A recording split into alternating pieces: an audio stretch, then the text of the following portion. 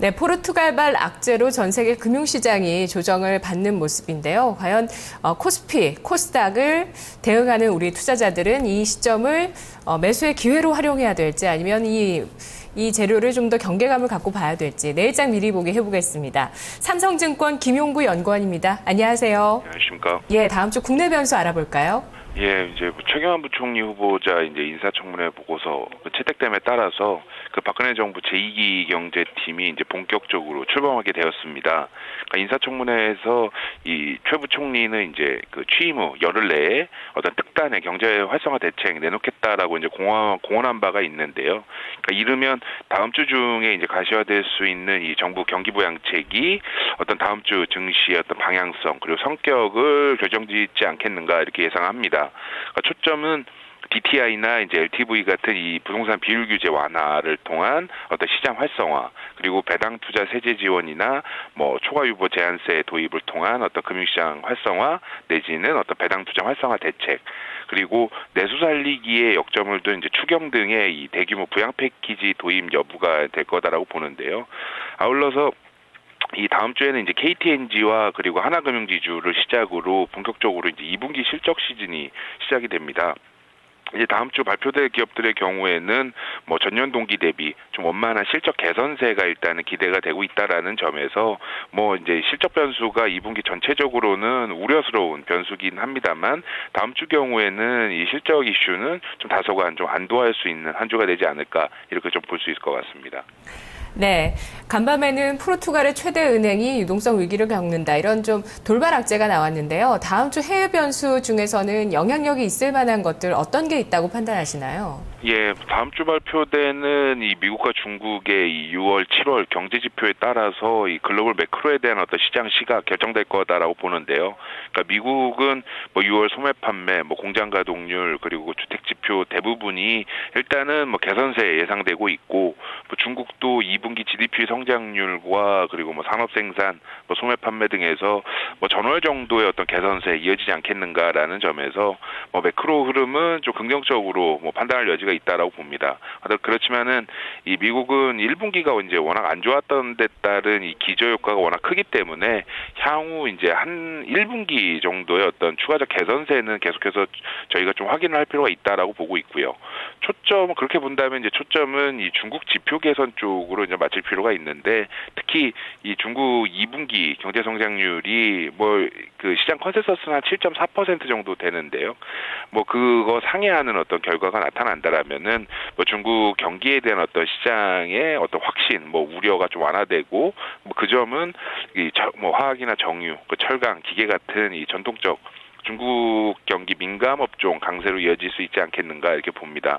또한 다음 주 이 미국 2분기 주요 기업들 이제 실적 발표 계속되고 있는데요. 그러니까 다음 주는 이 대형 금융주들 그리고 이제 IT 기업들 실적 발표가 몰려 있는 점을 좀 주시를 할 필요가 있을 것 같습니다. 뭐 큰 틀에서 본다면은 금융은 좀 부진하고 IT는 개선세 이어진다라는 점에서 뭐 글로벌 증시 투자 흐름, 뭐 투자 심리 측면은 계속해서 좀 지지부진할 수는 있다. 그렇지만 IT를 위시한 어떤 이 신기술, 신산업 관련주들 주가 흐름은 좀 그 안에서 좀 돋보일 가능성이 있지 않겠는가 이렇게 해석을 해볼 수 있을 것 같습니다. 그리고 15일에 일본은행 7월 통화회의 예정되어 있는데 뭐 시장에서 일각에서는 어떤 뭐 이 경제 활성화 대책, 부양책 나오는 거 아니냐라고 기대합니다만은 저희는 뭐 2분기 지표 상당히 안 좋게 흘러가고 있습니다만은 부양책 가능성은 좀 3분기 이후 시점 되지 않겠느냐 이렇게 좀 보고 있어서 이전까지도 다음 주 시장 보는데 좀 챙겨 보셔야 할 것 같습니다. 네, 전반적으로 뭐 내부 변수 봤을 때는 전반적인 지수가 올라가기는 좀 어려워 보이는 구간인데요. 그래도 말씀해 주셨던 내용 중에 최경환 경제부총리라든지 중국의 경기 모멘텀이 다음 주에 부각될지 또 이게 시장에 긍정적인 여파로 작용을 할지 좀 지켜봐야 되겠습니다. 좋아지는 쪽 뭐 IT나 아니면 실적도 좋아지는 쪽에 대해서 말씀해 주셨는데 차별화된 장세에서 좋아지는 쪽을 통해서 좀 공략을 해야 된다는 전략이신가요? 예, 뭐 그런 쪽 시각 계속 유지하고 있고요. 뭐 정리해서 말씀드리면은 일단은 뭐 밤사이에 이 포르투갈, 뭐 BES은행 주식거래 중단, 뭐 그리고 이 관련 지주사 회계 분식 이슈 나오면서 뭐 시장에서는 이 자칫 뭐 남유럽 금융 불안이 재정화되는 거 아니냐라는 우려가 좀 확산되고 있는 것 같습니다. 그러나 저희가 봤을 때는 이 12주도로 해서 이 유럽 금융기관들에 대한 어떤 자산 건전성 관리가 뭐 계속되고 있고, 그리고 TLTR로 4천억 공급 감안해 볼 경우에 해당 이슈가 시장 쇼크로 확대될 가능성은 뭐 극히 낮다라고 보고 있고요. 그렇다면은 이 경우에 코스피의 1980선은 뭐 우리가 이미 여러 차례 검증한 바 있는 좀 의미 있는 지수 바닥 구간 아니겠느냐, 이렇게 저희는 보고 있습니다.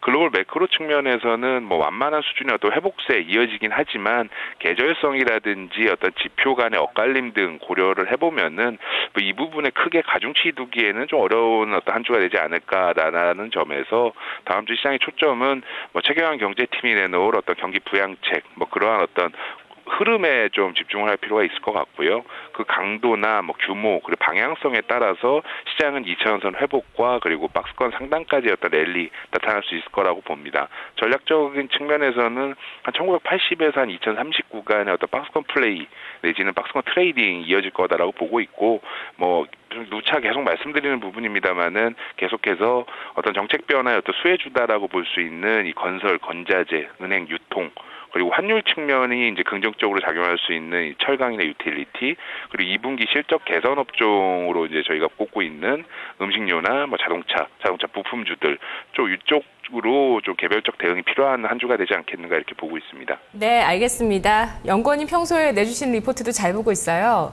예, 감사합니다. 고맙습니다. 예, 들어가십시오. 네, 내일장 미리 보기였습니다.